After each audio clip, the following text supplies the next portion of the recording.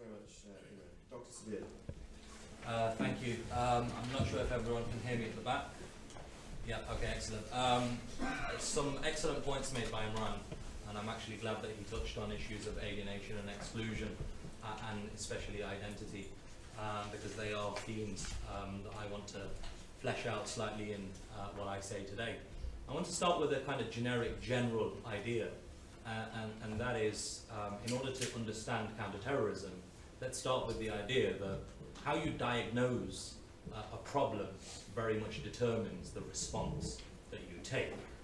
And I think that there is a consensus that a problem exists, whether it's individuals blowing up tubes and trains, whether it's individuals traveling abroad, and so on and so forth. How you diagnose the problem will determine the policy responses that the state implements and introduces in order to respond. Now I want to start with this macro understanding of how the state or the government perceive the threat of armed violence undertaken by political Islamic groups. Current policy essentially holds that the driving factor for political violence in today's day and age is religious ideology. Academic experts call this the new terrorism. What they say is that new terrorism is different from the violence undertaken by groups such as Mandela's ANC or ETA and their quest for a Basque homeland, or the Irish Republican Army, Tamil Tigers, and so on and so forth. The violence orchestrated and undertaken by groups such as Al-Qaeda and now ISIL constitutes a new form of terrorism, and the only way that we can respond to this new form of terrorism or political violence is to essentially introduce new measures. They base the idea that this is new terrorism on the idea by saying that groups like the IRA had a strict hierarchical structure. They used to ring in very courteously Scotland Yard and say we're going to bomb something. Al-Qaeda, on the other hand, have no structure. They're a leaderless movement. They're horizontally structured as opposed to vertical. There is no command and control. Individuals can undertake armed action as and when they choose. But most importantly, that their violence is driven not by politics, but by ideology and religion. Now, of course, there's three fundamental problems with perceiving and representing and dealing with armed groups since 9/11 in such a way. And I want to work through them. The first one is that if you perceive the opponent to be this ideologically motivated opponent, conflict becomes inevitable and conflict becomes unendable. And the reason is that if you as the government believe that the opposition or the opponent is evil, then you cannot negotiate. You cannot find a settlement. Evil always has to be fought. There can be no reconciliation, there can be no solution to this. And therefore you need to fight, and that creates and perpetuates feelings of insecurity and instability. The second one, that perceiving the opponent like this, is revisionism.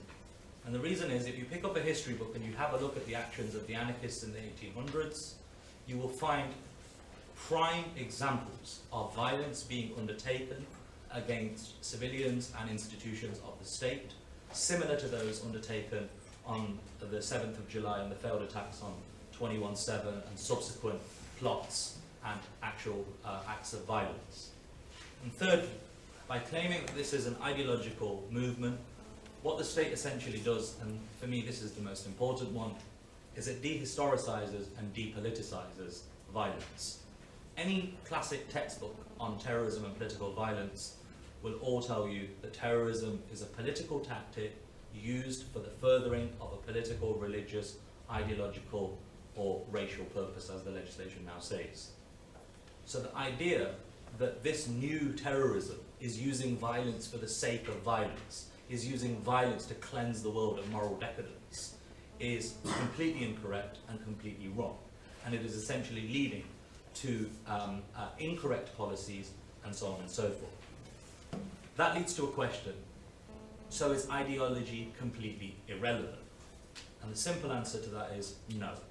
Ideology has a role to play, but any textbook, again, on ideology will clearly tell you that ideology and the power of ideology is to serve as a legitimator of political violence. It's never the cause of political violence. What causes political violence is politics. And by claiming that this enemy is new, by claiming that it has no historical precedent, by claiming that 9/11 was the start of history, you dehistoricize this attack. You take away the fact of how the US and Western powers and European powers have basically colonized the world through empire and essentially contributed, not created, but contributed to the conditions which have led to the levels of instability and violence that we are now seeing today. However, if we ignore all of what I've just said for the last few minutes, and we say, okay, that ideology is of course the cause of terrorism, we can see why universities have taken such a central position within today's counter-terrorism and counter-extremism agendas, policies and debates. In democratic societies, universities are meant to be institutions which allow and encourage, they nurture free thinking, critical thought and speech. The government, as a result, claims that these institutions have been hijacked. They have been hijacked by political Islamic ideologues and groups in order to brainwash and manipulate young students who are receptive to alternative ideologies and views. And what they do is they use a data set in the Prevent policy. And this data set seems extremely persuasive if you read it. And the data set says that 30+% of people who have gone on to commit acts of political violence, either at home or abroad, have basically gone to a university. Now that sounds absolutely fantastically persuasive. It's almost like saying that 30% of people who have gone on to commit acts of political violence shopped at Tesco's. To be entirely honest, the prices at Tesco's will drive anybody to political violence. No, but I digress. What these statistics essentially do is they commit a terrible crime that statisticians warn you against, and they confuse correlation with causation. There is a correlation between individuals and violence in university, but this is not the cause of violence. And it's this precisely type of claim contained within the Prevent policy in current counterterrorism circles that is essentially leading to the development of policy that is having extremely problematic and extremely damaging impacts on the ground. And that's what I want to talk about next. Ken, in the introduction, mentioned my own case at the University of Nottingham. There have been other cases since at the University of Staffordshire involving a student, a postgraduate student, Mohammed Amir Farouk. There has been a case recently at the University of East Anglia, where a student whose identity and name is yet unknown was accessing the virtual learning environment on his university blackboard to access a website which contained extracts of ISIL's magazine, propaganda magazine, Davik. What's interesting is that the university spokesman said that this website actually aims to counter the ideology and propaganda put forward by a political Islamic group such as ISIL.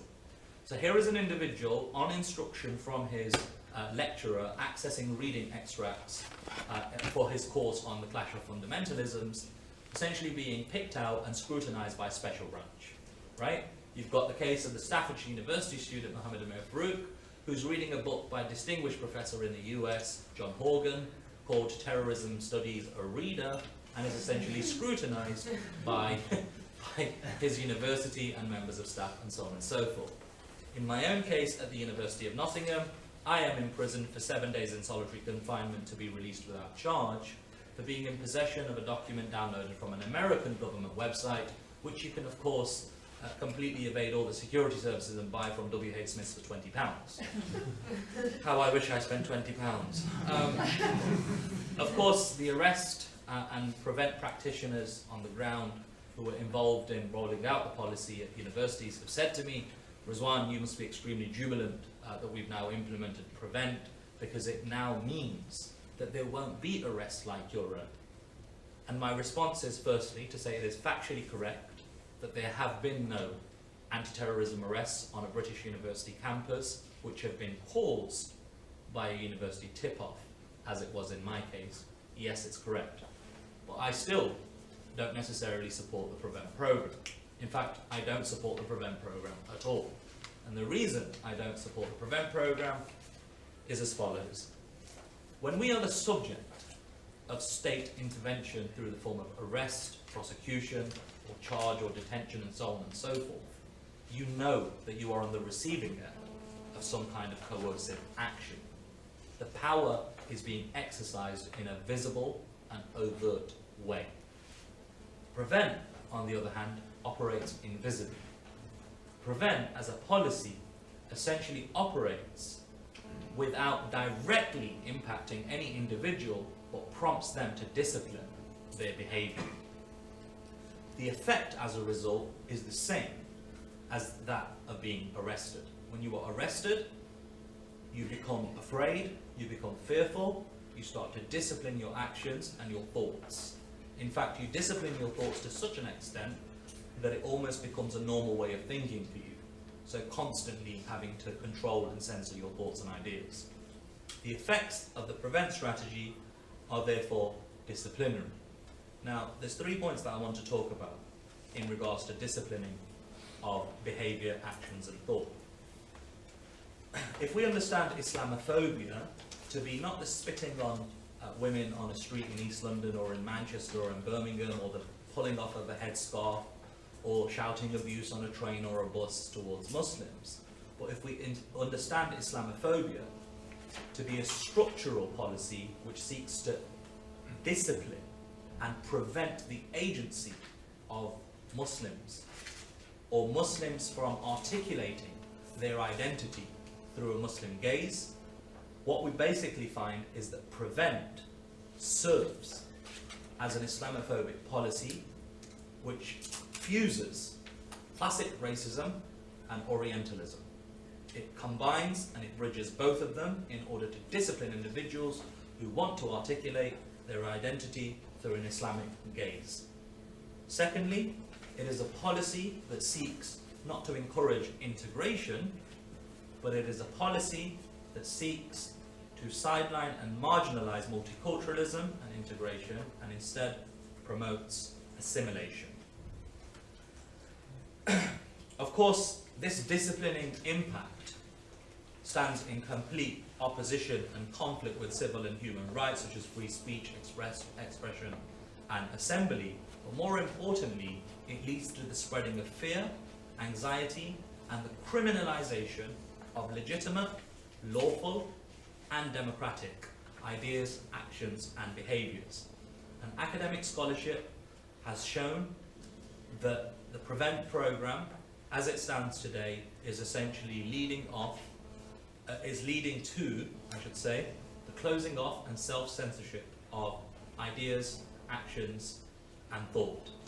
Catherine Brown's research with Dania Saeed, who did a PhD here at Oxford, and Issa Mustafa, who did a number of interviews, in excess of 30 throughout the East Midlands, and Dr. Abida Malik, again at the University of Nottingham. This is just a snippet of the academic scholarship. What they basically found was that female Muslim students, females especially, were resorting to what they termed quiet activism. And that basically meant that rather than involving themselves in legitimate dissent, lawful dissent, democratic dissent, participating in protests and demonstrations, or attending talks and congregations in order to organize counter-hegemonic activity or activity that challenges unfair and disproportionate state power, what they were essentially doing was closing off and going away into private spaces and not really involving themselves in some kind of actual dissent. And of course, it's understandable why now they are doing this. And the reason is because particular actions and ideas are being used to profile individuals, especially Muslims. In fact, my file at Thames House, the headquarters of MI5, was actually opened because I attended a pro-Palestinian demonstration at the University of Nottingham, in which I was falsely arrested for a breach of the peace and released within 30 minutes to prevent a breach of the peace. A breach of the peace never took place. But it was precisely that involvement in that demonstration on campus that led MI5 to know who I was and to open up a file on my name. So why is this significant? What is the relevance of this? In order to tie this down, I think this is the key point. Firstly, prevent has always been claimed by the state and the government to be a policy that is about persuasion and about making friends and about softness. In fact, the fact that it's leading to fear and anxiety, it's causing self-censorship and disciplining of behavior without any active or proactive action by the state, shows that the policy, rather than being persuasive, is actually highly coercive in its impact, especially against Muslims, communities and individuals. And secondly, this might cause a bit of a stir, but prevent, I believe, is creating the conditions that are actually conducive to terrorism. In other words, prevent makes us less safer. Now that point needs explaining, and then I'll draw this up to an end. Terrorism, like I said, is a tactic used for furthering a political idea or objective. Terrorism as a tactic becomes more likely to be used in those environments which are repressive and closed, where people feel that the current political system will not accommodate their desire for social and political change, which makes them feel isolated, alienated, and disempowered. And one way of empowering yourself is to use violence. Violence, in this sense, to use Frantz Fanon's work, serves as a cathartic exercise. Hence the sociological saying that terrorism is the use of a very powerful weapon by the powerless. That's the first point as to how prevent increases insecurity and creates an environment conducive to terrorism. It represses, and that leads to terrorism. Secondly, academic scholarship, again, by the noted terrorism expert Martha Crenshaw in the US and Alan Kruger, who's an economist, has shown that terrorism is more likely, or the risk of terrorism increases in those societies which are authoritarian and repressive. And I quote Alan Kruger's quote here: "The suppression of civil liberties and political rights, including the freedom to assemble and democratic rights, all contribute to raising the likelihood that people will be ensnared in terrorism." So all this aside, I'm not going to do what every academic does, and that's critique and point fingers and then not offer some solutions or what we might think we should do. So there's a few things that I believe that need to happen in order to reduce the risk of political violence, because we can never stop political violence and terrorism. And I think that's a key point. What we can do is we can create the conditions which reduce the likelihood of political violence and terrorism being used. So I think that in any review that takes place, and I support David's work in calling for a review of the prevent strategy, and if any new policy is devised, we need to do the following 4 things. We need to recognize, firstly, the political nature of this issue rather than claiming it's ideologically motivated. And if anybody knows who Jonathan Powell is, I cite him because his work is very accessible. Jonathan Powell is somebody who was a seminal figure in negotiating the peace settlement between the Irish Republican Army and the British government. And he says that initially we always say that we won't talk to terrorists, but we always end up talking to terrorists. So this is a key point. By claiming that this is an irrational group, all we're doing is perpetuating the conflict, allowing insecurity to remain unaffected, and actually that's leading to more problems. So we need to use that one basic approach. We need to recognize that this is a political phenomenon that is confronting us rather than claiming it's religiously motivated and irrational and so on and so forth.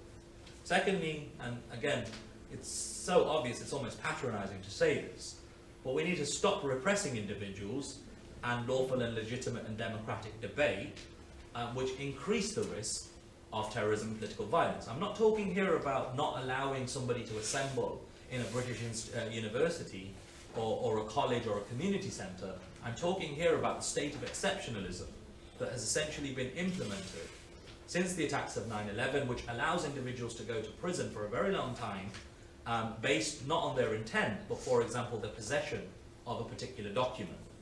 So it's precisely this state of exception that needs to be pulled back, and we need to go back to the common law system, which is more than effective in dealing with acts of political violence or plots. And if you have a look at all the main cases, Imran mentioned the transatlantic bomb plot. He can correct me if I'm wrong on this, but as far as I'm aware, most of the individuals, if not all of the individuals who were convicted for under legislation which dates to the 1800s. Yeah. So there we are. So we need to go back to that common law system. We have a more than appropriate system to use.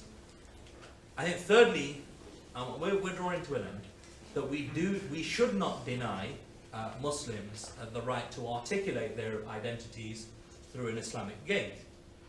Not only does that undermine multiculturalism, but it essentially breeds exclusion and alienation. If somebody wants to take up the headscarf or to grow a beard, we should not be using that as being indicative that this individual will go on to become a future terrorist. We need to recognize that actually somebody is exercising their political agency, and that it's acceptable and completely okay to articulate your identity publicly in such a way. That is multiculturalism. Finally and fourthly, we need to acknowledge the historic role played by the UK in contributing to the insecurity and political violence. And why do we need to do that? Because it's only if we learn the lessons of the past that will we be in a position to devise a policy that stops us from committing the same mistakes over and over again. Without doing all or at least some of these things, I believe that the UK will continue to contribute to the conditions that generate insecurity and continue or allow the UK to remain less safe. Thanks very much.